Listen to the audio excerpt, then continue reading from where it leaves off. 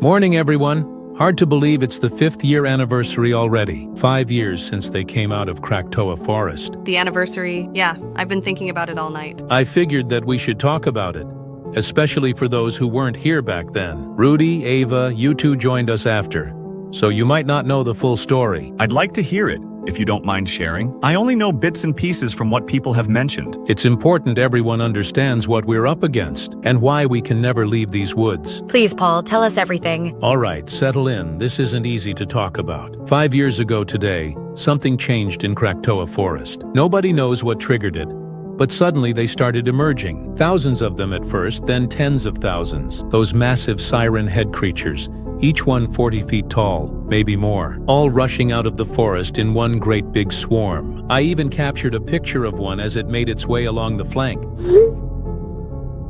I was working at Seattle General when the first wave hit the city. The sound, God, that sound they make. Air raid sirens mixed with screaming, but louder than even a jet engine. They came from Krakatoa and spread out like a plague. Every major population center on the planet, New York, London, Tokyo, Moscow, Sydney, all gone within 72 hours.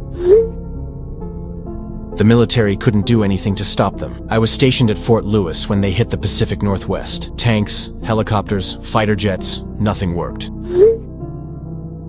They just kept coming, wave after wave. The creatures seemed to know exactly where to strike. They hit every government building, every military installation, every hospital, every school, every place people gathered. How many people died? Conservative estimates say 99.7% of humanity. That's 7 billion people, all gone in less than a week. The only survivors were people like us, forest communities, remote settlements, or anyone living deep in the woods. That's what I never understood. Why didn't they come into the forests? Nobody knows for certain, but there's something about these woods that keeps them out. Some kind of natural barrier or protection. I've been patrolling these borders for 3 years now. I've never seen one cross the tree line, not even once. They'll get right to the edge and just stop. I got this picture the other evening of one.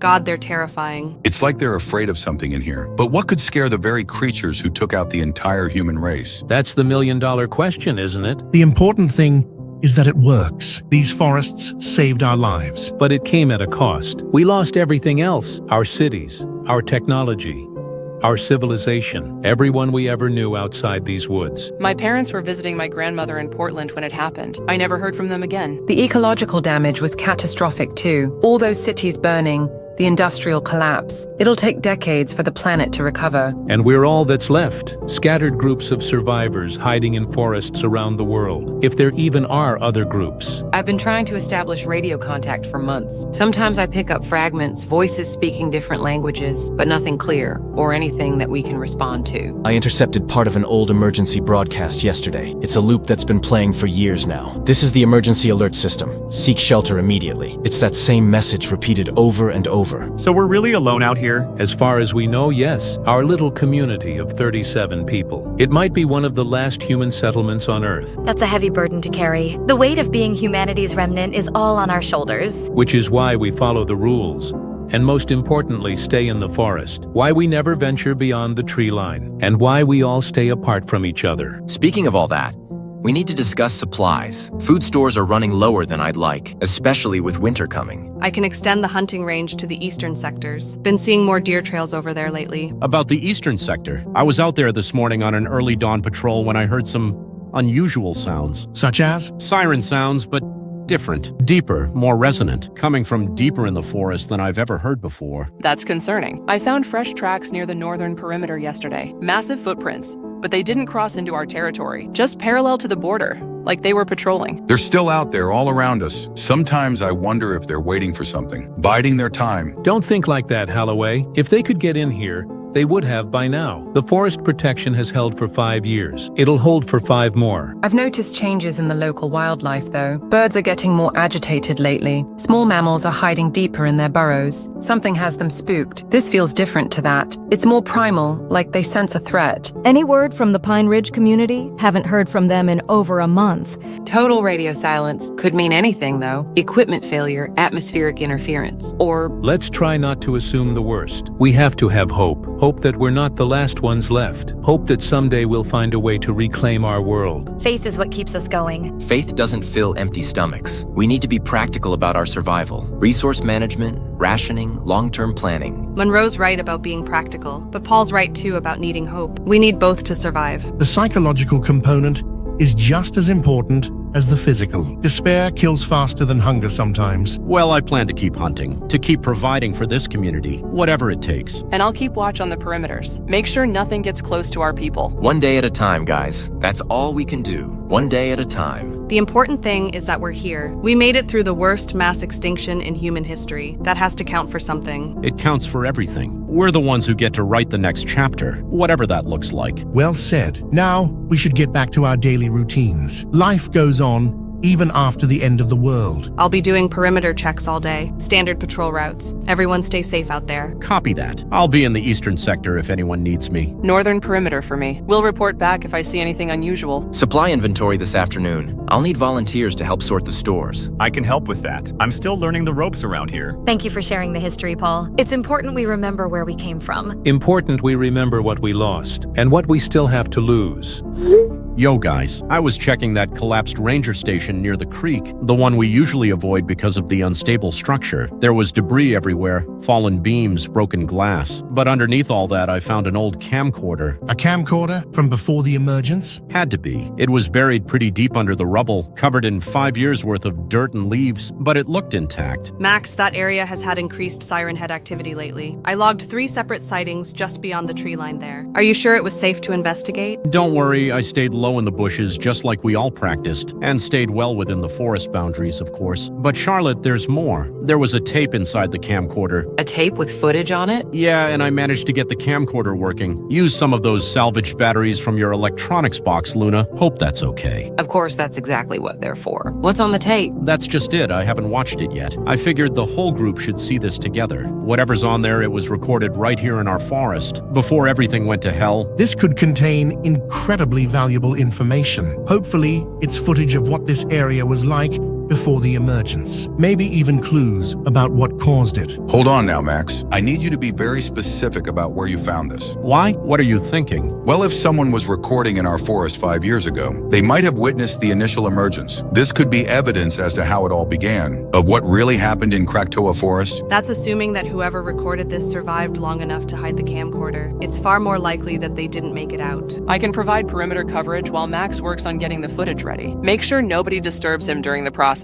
Max, what's the technical condition of the equipment? Can we transfer the footage to our network system? The camcorder seems to work fine. Screen's cracked, but it still displays. And the audio comes through clear too. But I'll need help digitizing the clips. I can handle that part. I've got the equipment to convert analog to digital. How many clips are we talking about? From what I can see, it looks like 4 distinct segments, all within what looks like our forest area. Are we all sure that we want to be disturbing this? Some things are better left buried, especially things from that time. Paul might be right. What if watching this brings bad energy to our community? More importantly, is it worth the risk? We're dealing with unknown footage from an unknown source. What if watching it somehow attracts unwanted attention to our position? How would watching a recording attract attention? I don't know, but stranger things have happened. The Siren heads seem to respond to human activity sometimes. Radio broadcasts, power generation, sometimes even just us talking out loud. What if they can sense video playback too? That's speculation, Monroe. We can't let paranoia prevent us from gathering information. Knowledge is power,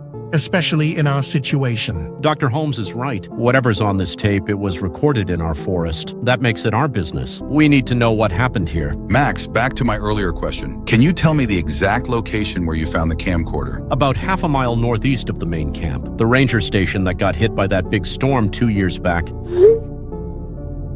The camcorder was underneath all of that, wrapped in some kind of waterproof bag. A waterproof bag suggests that the preservation was very much intentional. Someone clearly wanted this footage to survive, which means it's probably important. What about other equipment at the site? Were there any other recording devices? documents, or personal effects? I didn't have time for a thorough search, but I did see what looked like old radio equipment. It was all smashed up pretty bad, though. Max, bring the camcorder to my station. I can have the footage digitized within an hour. Then we can all watch it together through this group chat so we won't need to meet up. I'll establish a wider perimeter while you two work. Make sure we have early warning if anything approaches. Good idea, Grace. We don't want any surprises while we're distracted. That settles it then. Luna, I'm heading to your station now. Everyone else, I'll send a message when we're ready, but it's better we stay split up like usual. We all remember what happened the last time we gathered in a big group. Indeed we do. We cannot afford to have half the community massacred ever again. Exactly. Now let's get to work and see what secrets our forest has been hiding. Okay, everyone. Luna finished the conversion. I'm about to send the 4 clips. Fair warning, this footage is disturbing. Like, really disturbing. The quality isn't perfect due to age and damage, but it's clear enough to see what's happening. Here's the first clip.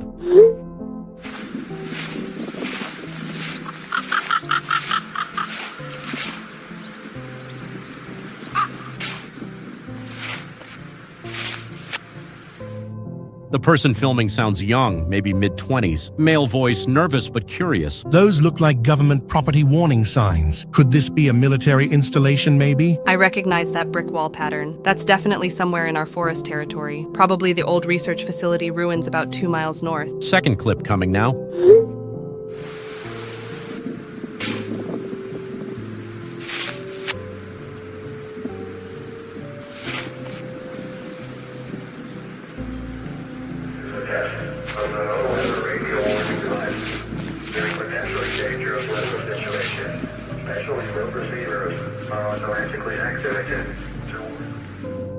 You can hear emergency broadcast signals in the background, and there's a rock covered in what looks like dried blood. Those stones, I've seen similar markings in my police files. Cult activity indicators. The emergency broadcasts suggest this was recorded during the initial chaos, right when everything started falling apart. Wait, I know exactly where that is. Those stone structures are near the old quarry site. I've patrolled past them dozens of times. Third clip is where it gets really bad. Everyone ready? I don't think I'll ever be ready, but go ahead.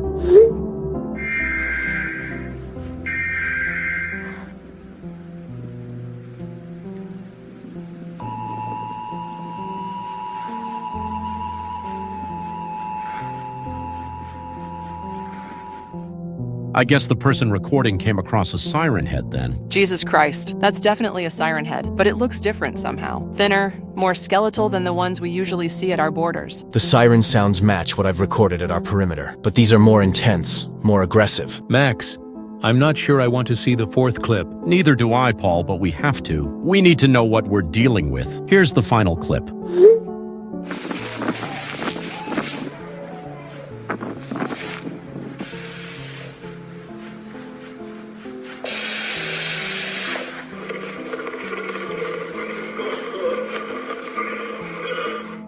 Oh my god, that poor person. They must have been terrified beyond belief. Did they survive to hide the camcorder? Or did someone else find their body and bury the evidence? I've been analyzing the timestamps on each clip. This footage was recorded exactly 6 days before the global emergence. 6 days before our world ended. So this person documented the very beginning. They found ground zero. Which means ground zero is right here, in our forest. We've been living on top of where it all started. Are you saying that our safe haven is actually the place where humanity's destruction began? That's exactly what he's saying, and it explains so much. Why the creatures don't enter our forest. It's not protection.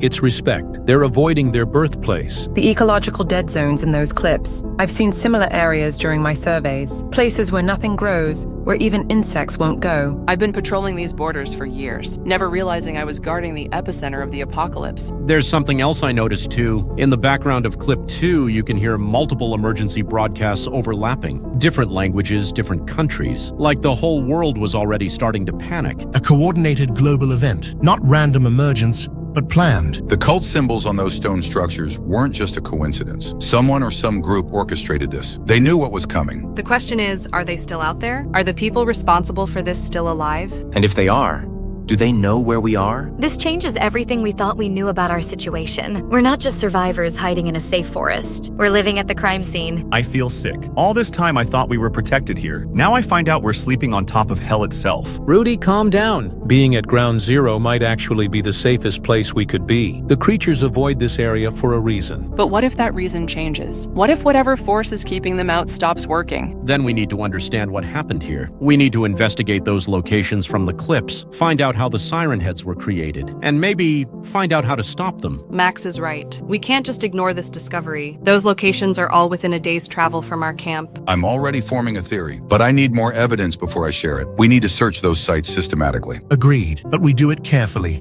methodically, and we stay in constant communication. I can coordinate the investigation through our network, keep everyone connected and track progress. I'll monitor for any changes in Siren Head activity at our borders. If our investigation triggers any response. Everyone remember, we stay split up. No matter what we find, we don't gather in one location. That's how we've survived this long. So it's settled then. We investigate our own backyard, find out what really happened here 5 years ago, and maybe, just maybe, find a way to take our world back. God help us all. We're about to go looking for the source of our nightmares.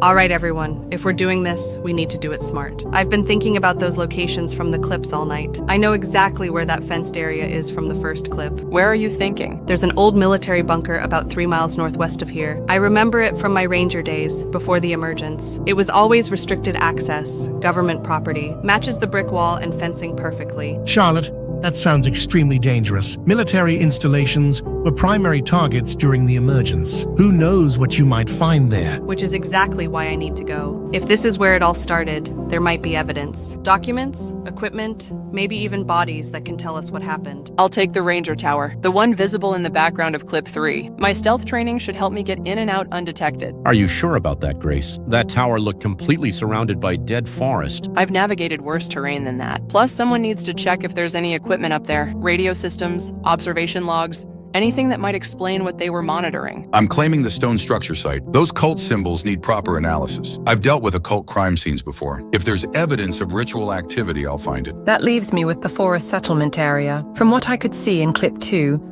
there were structures deeper in the woods. Might be research facilities or some kind of compound. My biology background might help identify what they were studying. I'll coordinate from base camp, monitor all safety check-ins, and provide medical support if needed. Nobody goes dark for more than 2 hours, understood? Everyone will need communication equipment. I've got 4 portable radios with encrypted channels, plus emergency beacons in case of Siren Head encounters. I'm creating a shared digital map right now that I'll send you all in a bit, marking each destination and expected timelines. Charlotte gets the bunker site northwest sector. Grace takes the Ranger Tower eastern ridge. Holloway has the stone structures northern quarry area. Phoebe investigates the forest settlement southwest quadrant. I'll stay here and keep analyzing the tapes. There might be additional clues that we missed on first viewing. Audio analysis, background details, anything that could help. I have to warn everyone. Siren Head activity has increased since we started discussing this. I've been monitoring from my observation post. 3 separate creatures spotted at different border points just this morning. I even got a picture of one. Are they responding to our investigation plans or something? Maybe. Or maybe it's just coincidence, but everyone needs to be extra careful out there. I'm distributing survival packs to each investigator via the drone airlift system. This will include food, water, first aid, emergency shelter, plus flare guns in case you need immediate extraction. Please, everyone, be safe out there. I'll be praying for your protection during this dangerous mission. Wait, hold up, everyone. I just arrived from Pine Ridge Community. We've been finding similar things in our forest, too. Casey, what were you doing out there? And what do you mean, similar things? Strange structures, dead zones in the forest, old equipment. Our scouts found what looks like an abandoned research facility, with the same kind of markings Officer Holloway described. Those symbols match what I saw on the tape exactly. Casey, this suggests the conspiracy was much larger than we thought. That's what our elders are thinking too. Multiple sites, coordinated activity across different forest regions. Whatever happened here happened in other places simultaneously. A network of facilities, all working together on the same project? That would explain the coordinated global emergence. Multiple release points, synchronized timing. Which means there might be more evidence than we realized. Casey, can your community share their findings? That's why I'm here. Our leaders want to coordinate investigations investigations, pool our resources and information. I can establish secure communication with Pine Ridge, create a joint investigation network. More investigators means better coverage, but also more risk of detection. The risk is worth it if we can finally understand what happened and maybe find a way to reverse it. Everyone needs to understand. This changes the scope entirely. We're not just investigating our local forest anymore. We're uncovering what might be a global conspiracy. Which makes it even more important that we proceed carefully. Document everything, stay in constant contact. And remember, our primary goal is survival. Pine Ridge found something else too, deep underground beneath one of the facilities. Some kind of containment area, but they haven't explored it yet, waiting for backup. Containment for what? Specimens? Test subjects? That's what we need to find out. But it's sealed with heavy security doors, military-grade locks and warning signs. Everyone, I'm seeing more movement at the eastern border. 2 Siren heads now, just standing at the tree line. They're not moving, just watching. That's where I'm headed for the Ranger Tower. I'll need to approach from the south instead. We all need to adjust our routes. Avoid areas with confirmed Siren head presence. Final equipment check, everyone. Radio contact every 2 hours. Emergency beacon if compromised. Medical supplies, survival gear, documentation cameras. Encrypted Channel 7 for group communication. Channel 3 for emergencies only. Digital map uploaded to everyone's devices. Real-time tracking enabled for safety monitoring. Remember what we learned from that tape. Someone before us tried to investigate and document this. They didn't make it out. We're going to be smarter, more careful. And we're not going alone. Multiple communities, multiple investigators, better odds of someone finding the truth. All right, everyone, let's move out. Time to uncover the real story behind the end of the world. Godspeed to all of you, and remember, the forest keeps its secrets for a reason. I've reached the bunker entrance. The fencing is exactly like what we saw in the tape. Lots of authorized personnel only and biohazard warnings. But the security systems are all dead. Doors are standing wide open. Any immediate dangers visible? Not yet, but the smell. It's like death and chemicals mixed together. I'm going in, staying on radio contact. Jesus Christ. There are bodies everywhere. Charlotte, talk to us. What do you see? The corpses of a bunch of soldiers. Looks like they died trying to evacuate. Some still wearing hazmat suits, others in combat gear. Equipment scattered everywhere. Broken radios, overturned tables. Looks like they left in a panic. Any identification on the bodies? Unit patches, name tags, anything? Most of the gear has unit designations I don't recognize, but there's a lot of biological warfare symbols on everything. This wasn't just a standard military installation. Charlotte, be extremely careful. If they were dealing with biological agents, there could still be contamination. I'm wearing the gas mask from Monroe's supply pack. Moving deeper into the complex now. There's an elevator shaft, but the power's out. Found a stairwell leading down to what looks like a laboratory level. The security doors down here are massive. Reinforced steel, multiple locking mechanisms, but they've been blown open from the inside. Blown open from the inside? That suggests whatever they were containing escaped. That's what I'm thinking too. And the damage scars? It wasn't explosives. More like something incredibly strong just tore through the metal. Oh my goodness, I found the laboratory. What's in there, Charlotte? There's a Siren head corpse on an examination table. It's been dissected. Surgical incisions, monitoring electrodes still attached to its head. This thing was being studied while it was alive. They were experimenting on living Siren heads. That's beyond unethical. That's monstrous. There are research documents scattered all over the floor. Some of these diagrams show internal anatomy. Others look like behavioral response charts. Charlotte, this news confirms that they were conducting live experiments. Perhaps they were trying to understand how these creatures function. There's more equipment here than just research tools. I see control devices and some kind of neural interface equipment. They weren't just studying them, they were trying to control them. Charlotte, can you read any of the equipment serial numbers or military designation codes? Let me check. Serial number Alpha 77 Delta on the main console. And there's a project designation, Operation Shepherd. Operation Shepherd matches classified biological warfare programs. This was a sanctioned military experiment, not some rogue research project. I found a final research report. It's dated just 3 days before the global emergence. The summary says multiple test subjects became uncontrollable. Experimental control methods failed catastrophically. Recommendation was immediate facility evacuation and containment protocol activation. They lost control of their test subjects, and those subjects must have somehow triggered the global emergence. Wait, there's an addendum here. Handwritten note at the bottom of the report. Control group has been compromised.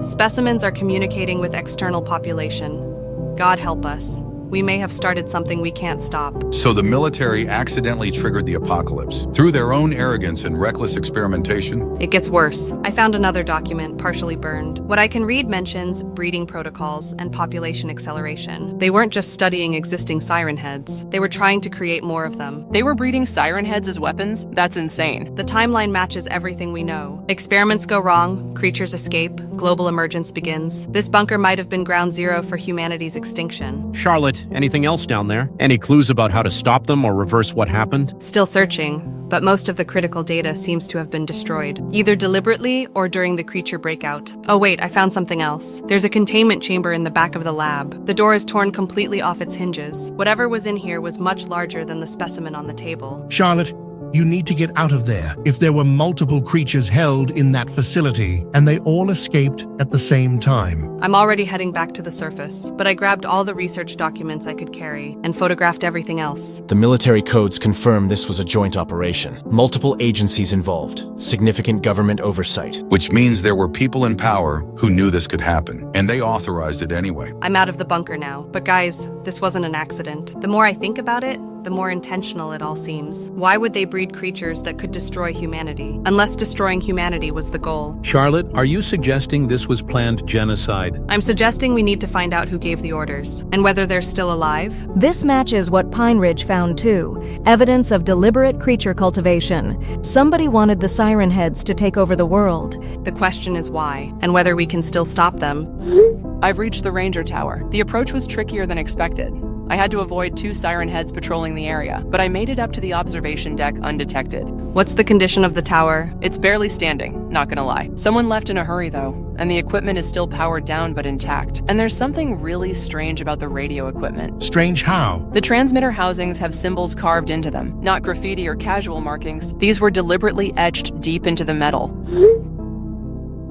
Grace, can you describe those symbols? I might recognize them from local folklore. They look like a combination of Celtic knots and something more sinister. Spirals, interconnected triangles, and what might be animal shapes. One looks like a horned creature. Another might be a tree with roots. Those match descriptions from old stories about the Krakatoa forest cult. Local legends from before the emergence. People said they worshipped entities that lived deep in the forest. Well, I found transmission logs. Looks like whoever operated this tower was in regular communication with outside groups for months before the apocalypse. What kind of communications? Code names mostly. Raven's Eye reporting forest conditions to Ancient Oak. Moonwolf requesting updates on wildlife migration patterns. Stone Serpent confirming ritual site preparations. All very mystical sounding. But the content is practical intelligence gathering. Intelligence gathering for what purpose? That's what I'm trying to figure out. But there are maps here marked with locations throughout our forest. Many of them correspond to the areas we saw in Max's tape.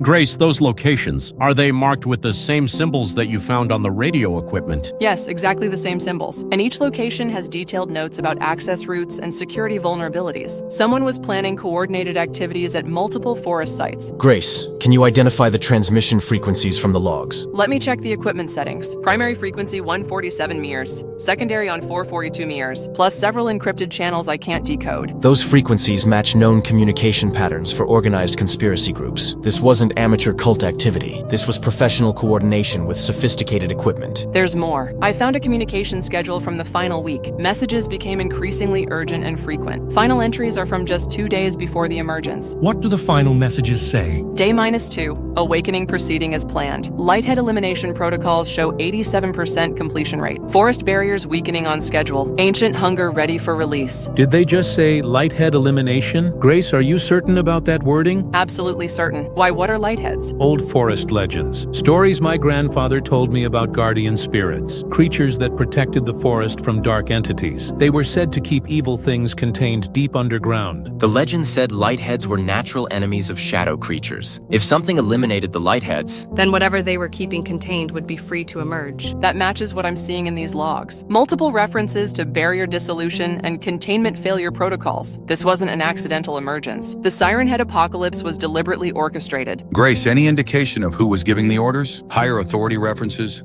Funding sources? Command structure? The final transmission is signed by someone called the Forest Father. All sites report readiness. The old world ends tomorrow. The new world begins with hunger. That's the last entry in the log. This confirms what I suspected about ecosystem disruption. If lightheads were part of the forest's natural balance, removing them would have cascading effects throughout the entire region. Grace, anything about the current situation? Any indication these people are still active? I found a backup radio system that's still monitoring our communication frequencies. Someone might still be listening to our conversations. Are you saying they might know about our investigation? It's possible. The monitoring equipment was recently maintained. Fresh battery packs, updated frequency databases. Someone has been keeping this tower operational. Grace, you need to disable that monitoring equipment immediately and get out of there as quickly as possible. Already working on it. But first, I'm downloading all the transmission logs to Luna's network. We need this evidence. Grace, be aware that disabling their monitoring might alert them to our presence. You could be walking into a trap. Risk I'll have to take. This information is too important to leave behind. Grace, Pine Ridge found similar radio equipment at our sites, all with the same monitoring capabilities. This network spans multiple forest communities. A surveillance network watching all the survivor communities. These people have been tracking us since the beginning. Download complete. Disabling monitoring equipment now. And Grace, I'm getting out of here immediately. Everyone, if they've been watching us this whole time, they know we're investigating. They know what we've discovered. Which means we're running out of time. We need to find the truth before they try to stop us. I'm approaching the forest settlement now. If there are answers to be found, I'll find them. Be careful, Phoebe. Based on what I've seen, these people are still out there, and they're still watching. I've reached the forest settlement. This place is much larger than what we could see in the tape footage. Multiple buildings arranged around a central structure that looks different. Different how? It's not like the other abandoned buildings we've seen. This one has been maintained, preserved somehow, and there are symbols carved above the entrance. But these symbols feel peaceful, protective, not like the sinister markings Grace found at the tower. Can you describe the symbols, Phoebe? They look like rays of light emanating from a central point, surrounded by forest imagery. Leaves, branches, small woodland creatures. It's actually quite beautiful. Wait, those are the Celtic symbols for Lighthead. I remember them from the old stories. That matches what I'm finding inside. This entire structure is filled with books and manuscripts, all focused on forest ecology and creature relationships. It's like a massive library dedicated to understanding the ecosystem. Any information about siren heads? Extensive information, but not the kind we expected. According to these texts, siren heads are actually a natural part of the forest ecosystem, but they're supposed to exist in very small numbers. What keeps their population small naturally? Lightheads. These books describe lightheads as natural predators and population controllers. They maintain ecological balance through what's called a symbiotic constraint relationship. Phoebe, can you describe those biological diagrams? I need to see the anatomical details. Already on it. The diagrams show how lightheads emit a specific set of sound frequencies, and that these frequencies have a pacifying effect on siren heads. Basically, lightheads can calm aggressive siren heads and then eat them to prevent territorial expansion. That explains why siren heads avoid our forest. There might still be lighthead influence here protecting us. But if that's true, why did the global emergence happen? I'm finding the answer to that question right now. Historical records going back 18 months before the emergence. Documentation of systematic lighthead disappearances. March 15th, 3 lightheads found dead near the northern settlements. April the 2nd, entire lighthead family group missing from Eastern Territory. May 18th, local lighthead population down by an estimated 60%. That's not natural population decline. That's systematic elimination. Exactly what the church caretaker concluded. His final entries describe organized hunting parties. Groups of people with advanced capture equipment targeting lightheads specifically. Did the caretaker identify these hunting parties? Any descriptions or organizational details? He mentions seeing unmarked vehicles and people in military-style gear. But here's the most disturbing part. The final entry says the hunters weren't killing the lightheads. They were capturing them alive. The hunters take them alive, bound in specialized cages that seem to suppress their natural light emissions. That connects to what I found in the military bunker. If they were experimenting on siren heads, they might have been studying lightheads too. A coordinated effort between the cult and government agencies. Remove the natural predators, then control the apex predators. The church archives contain explicit warnings about this scenario. Multiple texts describing catastrophic consequences if lighthead populations were ever completely eliminated. Without the Guardians of Light, the Shadow Walkers will multiply beyond measure. The forest will become a breeding ground for darkness, and the darkness will spread to consume all lands beyond. Those are almost exact quotes from the old legends, stories passed down through generations about the balance between light and shadow. My grandmother used to tell similar stories about peaceful light creatures that kept the dangerous things at bay. This wasn't mythology, it was ecological science. The ancients understood predator-prey relationships better than we gave them credit for. Phoebe, any information about current Lighthead populations? Are there any survivors that could help restore the balance? That's what I'm trying to determine. The final entries mention a sanctuary protocol, emergency measures to protect remaining Lightheads if the systematic elimination continued. But the location of this sanctuary isn't specified in the main texts. Could there be additional records, hidden documents, or coded references? I'm searching through everything. Wait, I found something. A hand-drawn map tucked inside one of the ecology texts. It shows underground chambers beneath what looks like an old town, with symbols indicating Lighthead presence. There's an old settlement about 5 miles southeast of your current location. Abandoned mining town from the early 1900s. If surviving Lightheads are hidden there, that could be our answer to stopping the Siren Head population explosion. The ecological texts suggest that even a small number of Lightheads could begin restoring natural population controls within months. But we need to be extremely careful. If the conspiracy is still active, they'll be guarding any Lighthead survivors. I can provide reconnaissance for the underground location. My stealth skills would be perfect for that kind of mission. There's one more thing. The church caretaker's final message. If humanity is to survive, the light must be restored to the darkness. Find the sanctuary, free the guardians, let balance return to the world. Pine Ridge community needs to hear this. We've been hiding from Siren Heads for years, never knowing there was a natural solution. This changes everything we thought we knew about the apocalypse. It wasn't random emergence or accidental military failure. It was deliberate ecological sabotage on a global scale. The question now is whether we can undo what they did, and whether any Lightheads are still alive to help us.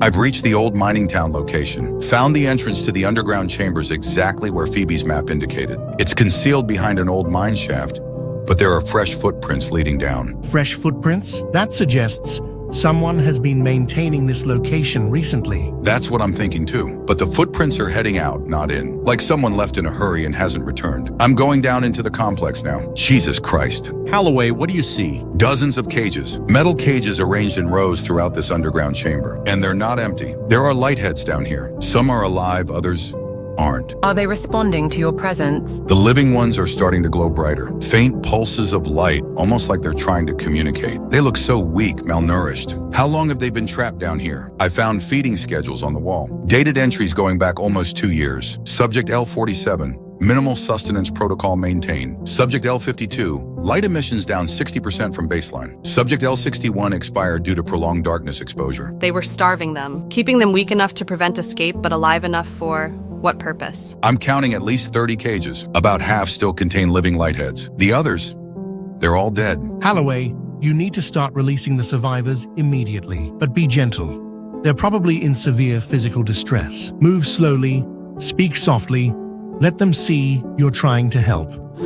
The first cage is open. The Lighthead inside is about 7 feet tall, luminescent skin, almost ethereal. It's looking at me with these incredibly intelligent eyes. The first Lighthead is officially free. It's moving toward the others, making soft, harmonious sounds, almost like it's reassuring them. I'm coordinating perimeter security from here. All posts report any Siren Head activity immediately. The second cage is open. This Lighthead is weaker. It can barely stand. But it's starting to glow brighter as it gets closer to the first one. They're likely drawing strength from each other. Pack creatures often have collective energy systems. Third and fourth cages open. They're all clustering together now, creating this beautiful soft light. The sound they're making together is incredible. Like a choir, but not quite music. More like communication across multiple frequencies. Halfway through the cages now, the freed Lightheads are getting stronger with each release. Their light is spreading throughout the chamber. It's actually becoming easier to see what I'm doing. Officer Holloway, we're detecting strange energy readings at Pine Ridge. Electromagnetic fluctuations unlike anything we've recorded before.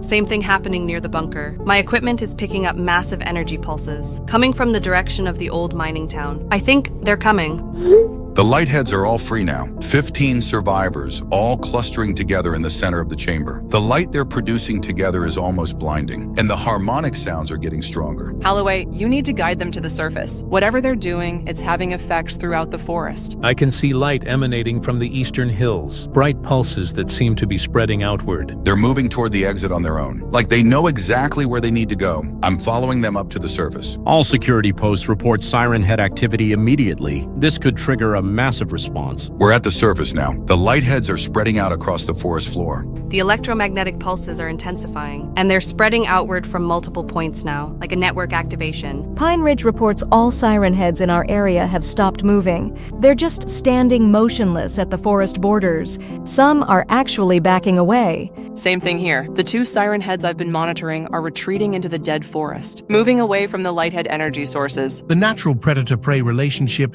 is reasserting itself. The Lightheads are re-establishing territorial control. More Lightheads are appearing, coming out of the forest from all directions. They must have been hiding, waiting for the others to be freed. There are dozens of them now, maybe hundreds. I'm receiving radio transmissions from communities across the continent. Reports of Siren Head retreat and pacification. This is happening globally. The electromagnetic network is expanding exponentially. Lighthead coordination signals reaching hundreds of miles. It's like they're communicating with every forest ecosystem simultaneously. After 5 years of hiding, after losing everything we knew, the light has finally returned to drive back the darkness. I've been analyzing the encrypted files from Charlotte's bunker equipment, and what I found, it's worse than we thought. The Siren Head apocalypse wasn't just planned. It was orchestrated by a coordinated conspiracy between a cult and our own government. What kind of cult? They called themselves the Resonance, believed they could harness and control Siren Head abilities after eliminating all Lightheads. Their goal wasn't just to destroy civilization. They wanted to rebuild it with themselves as the ruling class. You're saying they thought they could control Siren Heads? Exactly. The files show they believed Siren Heads would serve them as living weapons, allowing them to dominate the surviving human populations in forest communities. They saw the apocalypse as an opportunity for ultimate power. That explains the military cooperation. Corrupt officials saw a chance to reshape society according to their vision. Luna, what evidence do you have of government involvement? Extensive documentation. High-ranking military officials provided the Resonance with classified research, advanced capture technology, biological data on both Siren Heads and Lightheads, plus logistical support for coordinated operations across multiple continents. I've been working on decrypting their communication networks. The cult leadership genuinely believed they possessed protective devices, special equipment that would make them immune to Siren Head attacks. But the technical specifications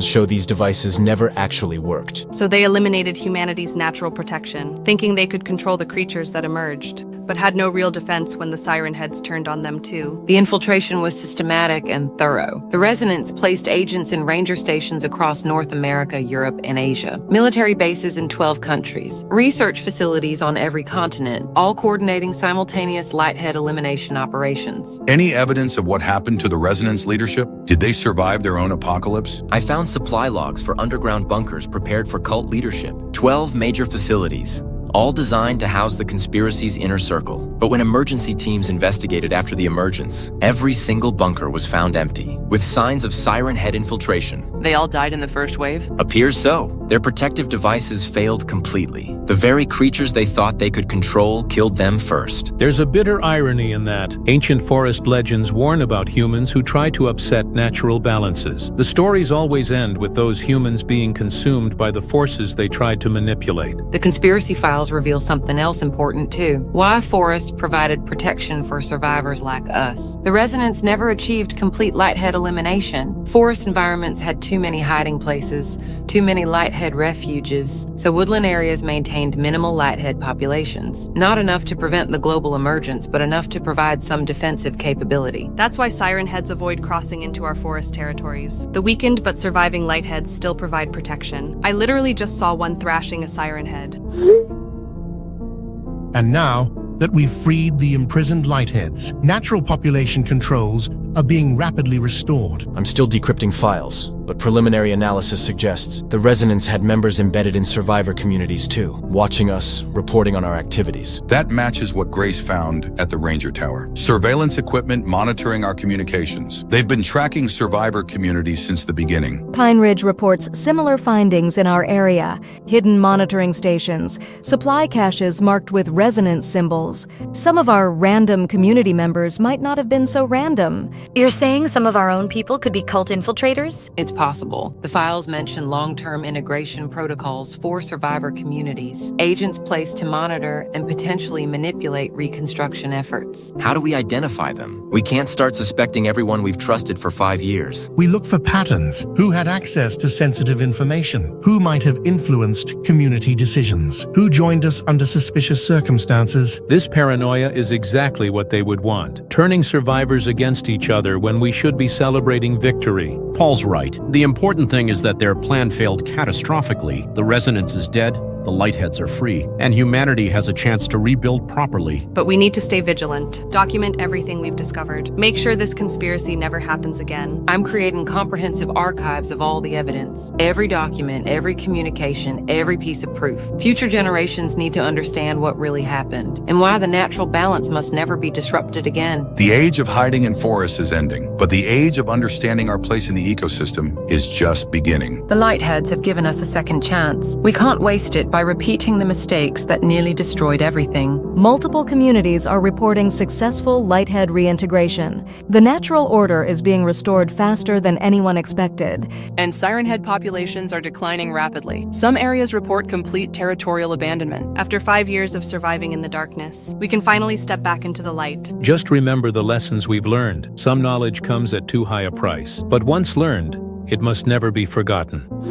6 months after liberation, and I can hardly believe the progress we've made. I'm standing in what used to be downtown Seattle. Siren Head corpses have been cleared, buildings are being repaired. First permanent human settlements outside the forests in 5 years. The medical expeditions have been incredibly successful too. We've located 47 previously unknown survivor communities. Some groups had been hiding in underground bunkers, cave systems, even submarine bases. All confirmed safe now that the Siren Head threat is neutralized. My work with the Lightheads continues to amaze me. They're not just cooperating with our reconstruction efforts, they're actively participating in planning and resource management. It's like having partners who understand ecosystem balance better than any human scientist. The historical documentation project is nearly complete. Every piece of evidence from the Resonance conspiracy has been cataloged. Multiple copies stored in secure locations across 3 continents. Future generations will know exactly how close we came to permanent extinction. And how we prevented it from happening again. The new settlements all incorporate Lighthead consultation in city planning. No major construction or development without ecological impact assessment. Global communications restoration is ahead of schedule. I've re-established contact with survivor communities in Australia, South Africa,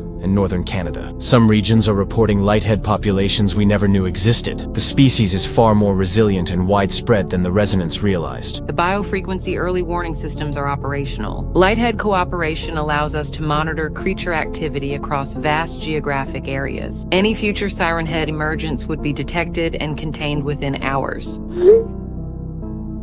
Pine Ridge voted unanimously to join the Human Lighthead Alliance, as did 7 other communities in our region. Shared governance protocols are working better than anyone expected. Lightheads have representatives in our council meetings now. The territorial protection agreements are fascinating. Lightheads patrol forest borders while humans handle reconstruction in urban areas. Perfect division of responsibilities based on each species' strengths. The ecological restoration is happening faster than any scientific model predicted. Siren Head population decline has allowed native wildlife to return to former habitats. Forest ecosystems are thriving with proper Lighthead population management. Supply distribution networks now include Lighthead communities. They provide forest resources while we share technological innovations. First true interspecies economic cooperation in human history. The spiritual dimension of this partnership can't be overlooked. Lightheads have taught us about natural harmony and balance. Concepts our ancestors understood, but industrial civilization forgot. I'm establishing permanent liaison offices in 12 major reconstruction zones, human Lighthead coordination centers for ongoing cooperation. We're not just rebuilding civilization, We're building something better. The first new university opened last month in former Portland. Curriculum includes both human science and Lighthead ecological wisdom. Students learn sustainable development from the ground up. Medical cooperation has been revolutionary too. Lighthead biofrequencies have healing properties we're just beginning to understand. Chronic illnesses that plagued survivors for years are responding to their presence. Legal frameworks for the Alliance are being adopted internationally. Environmental protection laws with enforcement by both species. Any attempt to disrupt ecological balance is now a capital crime. I've received confirmation from every continent. Similar human Lighthead alliances are forming globally. Africa, Asia, Europe, South America, all establishing parallel partnerships. Technology integration continues to advance. Lighthead biosystems enhance our computers and communication networks, creating hybrid technologies more efficient than anything pre-apocalypse. I never thought I'd say this after everything we survived, but I'm grateful for what happened. Not for the suffering or the loss, but for forcing us to find a better way forward. The generation being born now will grow up with Lightheads as normal neighbors. They'll never know a world where ecological balance was ignored or exploited. Population recovery is accelerating beyond projections. Survivor communities are consolidating into thriving towns. Birth rates are increasing as safety and stability return. The scientific research possibilities are endless. Understanding Lighthead biology could revolutionize medicine, energy, communication, all while maintaining respectful partnership rather than exploitation. Economic models show sustainable prosperity for both species. Resource sharing, complementary skills, mutual protection, everything. The resonance tried to achieve through domination, we've accomplished through cooperation. The old world valued conquest over balance. Our new world values partnership over power. Maybe the apocalypse was necessary to teach us that lesson. The Lighthead Council has approved expansion of Alliance territories. Former military bases are being converted into joint research facilities. Weapons development replaced with ecological preservation projects. Every month brings new revelations about the Resonance conspiracy, but also new evidence of our successful prevention of future similar threats. Transparency and interspecies cooperation make deception nearly impossible. When I think about those first terrible days after the emergence, when we thought we were the last humans on Earth, I never imagined we'd not only survive, but thrive in partnership with the very creatures that saved us. The Lightheads didn't just restore ecological balance, they showed us what civilization could become when built on cooperation instead of exploitation. The old world ended with humanity hiding in forests. The new world begins with humans and Lightheads together transforming the planet. From the ashes of the Resonance conspiracy, we've built something stronger and more sustainable than ever existed before. 5 years ago, we were scattered survivors using these networks to coordinate bare survival. Today, we use them to coordinate the reconstruction of civilization itself. The communication networks that once carried our desperate pleas for help now carry plans for interspecies cities and shared governance protocols. And the best part is knowing this partnership will protect future generations. No cult, no government, no organization could ever again manipulate our ecosystem. The Lightheads won't let it happen, and neither will we. So here's to the end of humanity's darkest chapter, and the beginning of our brightest. The Human Lighthead Alliance isn't just survival, it's evolution.